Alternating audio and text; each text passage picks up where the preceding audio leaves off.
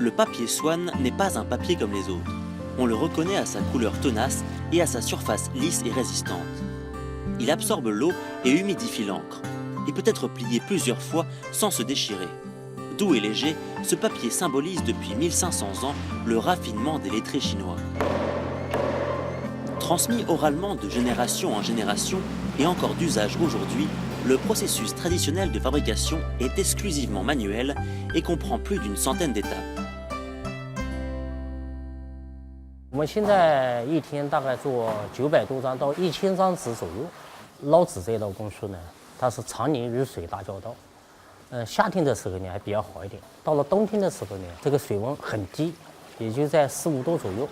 但是我们保持这个手感呢，又不能戴手套，还有不能加热水，我们完全就能靠旁边摆一个木桶，里面加点热水，冷很冷的时候，在这里面捂一下，保持这个手感，就来掌握这个纸的厚薄。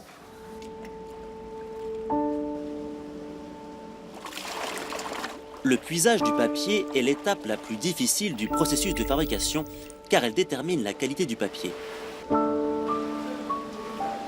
Le poids de chaque feuille de papier ne doit quasiment pas varier malgré les fluctuations permanentes de concentration de la pâte à papier. Il faut au moins 2 ouvriers pour réaliser cette étape. Leur expérience ainsi que la finesse de leur toucher sont indispensables à la réussite du processus. Une fois puisées, les feuilles de papier sont empilées les unes sur les autres et forment un ensemble dont la surface blanche et brillante fait penser à du tofu.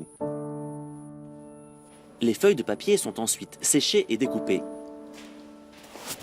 Les ouvriers exposent alors les papiers sur un mur chauffé à 60 ou 70 degrés, puis les brossent.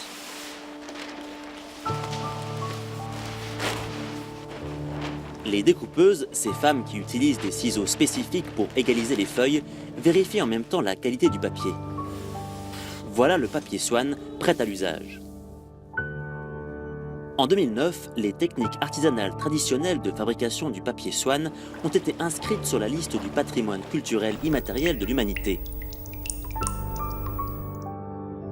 Depuis cette reconnaissance internationale, les Chinois ont redécouvert ce papier si particulier qui symbolise non seulement la diligence et l'intelligence du peuple chinois, mais qui est aussi un des principaux héritages vivants de la brillante histoire de l'art et de la culture chinoise.